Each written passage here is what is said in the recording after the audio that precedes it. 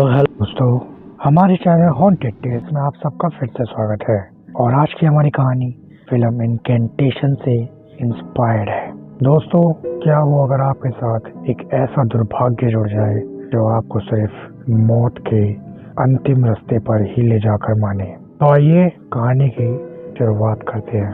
प्रिया, जो कि पेशे से एक आर्कियोलॉजिस्ट है, का पेशा उसे काफी पसंद है और पुरानी चीजों को जानना और उनके पीछे जुड़ा हुआ इतिहास जानने में उसे काफी इंटरेस्ट आता है। अभी प्रिया अपना काम खत्म कर मध्य प्रदेश में ही कुछ दिनों के लिए रुकी हुई थी। जहाँ पे प्रिया ने होटल लिया था वह उसके काम की साइड से 2 किलोमीटर की दूरी पर था। प्रिया टैक्सी लेकर रात के वक्त घर जा रही थी। तभी उसे एक हल्की सी रोशनी रिफ्लेक्ट होते हुए दिखती है, जो कि प्रिया को काफी आकर्षित करती है। प्रिया उस रोशनी का पीछा करते हुए गाड़ी से उतरकर उस रोशनी का पीछा करते हुए निकल जाती है। वह रोशनी उसे कुछ इस कदर अपनी तरफ लुभा रही थी कि प्रिया के पीछे पीछे चलने लगी। फिर प्रिया देखती है एक ऐसी कॉलोनी जिसमें पूरी तरीके से अंधेरा हुआ पड़ा था, और एक ऐसा घर जो कि कॉलोनी से बिल्कुल हटकर एकदम जंगल की तरफ था, और जिस पर एक बड़ा सा ताला लगा था, मानो वो घर काफी सालों से बंद हो। प्रिया उस घर के ताले को देखती है और एकदम से वह ताला उसके हाथ लगाते ही खुल जाता है, मानो वह ताला इतना पुराना हो गया था, सिर्फ छूने से ही वह अपने आप खुल गया हो। प्रिया के अंदर की एक्साइटमेंट अब और बढ़ गई थी। प्रिया गेट खोलकर अंदर जाने लगी और प्रिया देखती है कि चारों तरफ सारे के सारे घर के सामान को सफेद लिफाफ से ढक रखा था, जिसके ऊपर खूब सारी मिट्टी थी। जो छूकर ही पता लग रहा था कि यह घर कई सालों से बंद है। प्रिया इधर उधर देखती है और घर में कई कमरे थे और कमरे में सारा फर्नीचर, सारा सामान पैक का पैक पड़ा था। प्रिया जब बाहर की साइड आती है तो देखती है कि वह रोशनी जो रिफ्लेक्ट हो रही थी वह और कहीं से नहीं, बड़ी ही खूबसूरत, खानदानी और ऐतिहासिक शीशे की तरफ से आ रही थी। वह शीशा देखकर ही पता लग रहा था कि वह कितने साल पुराना है, क्योंकि उसके ऊपर की कारीगरी कई साल पुरानी थी, जो कि प्रिया को काफी लुभा रही थी। प्रिया बिना सोचे समझे उस शीशे को उठाकर चल पड़ती है और सोचती है कि जरूर इसके पीछे कोई ऐतिहासिक कहानी है जो प्रिया जानने के लिए बहुत उत्सुक थी। प्रिया उस शीशे को लेकर गाड़ी में बैठकर अपने होटल की तरफ निकल पड़ती है। प्रिया लिफ्ट से होटल में जाती है और इस शीशे को अपने कमरे में मेन दीवार पर लगा देती है। देखते देखते उस शीशे को प्रिया को कब नींद आ जाती है प्रिया को पता ही नहीं लगता। देर रात के तकरीबन 2 बजे प्रिया कच्ची नींद में एक शोर से जागती है।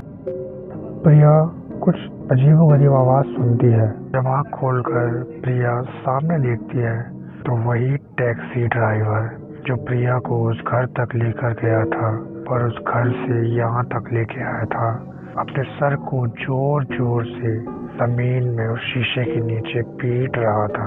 और प्रिया ये मंजर अपनी आंखों से देख रही थी। न जानो उस टैक्सी ड्राइवर को किसने अपने वश में कर रखा था कि वह टैक्सी ड्राइवर अपने आप को जोर जोर से मारे जा रहा था और अपनी जान लेने पर कुछ इस कदर आबरू हो चुका था कि मानो उसके चारों तरफ कोई ना हो। प्रिया यह मंजर देखकर इतनी डर गई थी कि उससे उस टैक्सी ड्राइवर को जाकर रोकना भी मुनासिब नहीं हुआ। वह दूर बैठे बैठे बस उस टैक्सी ड्राइवर की वीडियो बनाने लगी और कुछ ही पल बाद उस टैक्सी ड्राइवर ने अपने पेट में वहाँ पास रखा हुआ शीशा घोंप लिया और खुद को जान से मार दिया। तो प्रिया ये मंजर देखकर कुछ इस कदर डर चुकी थी कि मानो न जाने उसके सामने ऐसा क्या हुआ और क्यों हुआ। ये खौफनाक मौत का मंजर अभी खत्म हुआ ही था कि उस टैक्सी ड्राइवर की बॉडी जो मर चुकी थी दोबारा खड़ी हो गई और अपने आप को शीशे में देखने लगी। और शीशे में देखते देखते एकदम से उस टैक्सी ड्राइवर की मुंडी पूरी की पूरी दोबारा घूम गई।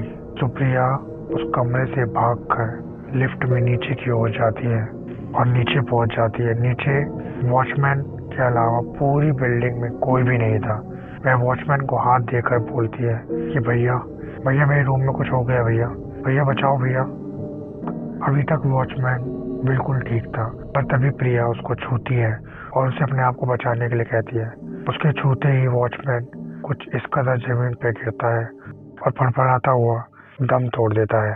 प्रिया यह मंजर देखकर पीछे की ओर भागती है, पर तभी वॉचमैन दोबारा अपने कदमों पे खड़ा होता है और प्रिया की तरफ देखता है और उसकी शक्ल कुछ इस कदर खौफनाक हो गई थी कि मानो वो भी किसी के वश में हो।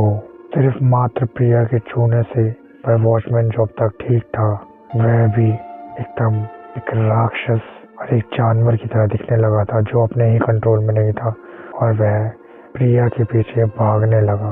प्रिया भागते भागते वापस अपने ही रूम में आ गई और जब वह शीशे की तरफ देखती है तो प्रिया बिल्कुल ही चौंक जाती है, क्योंकि शीशे में प्रिया अकेली नहीं थी।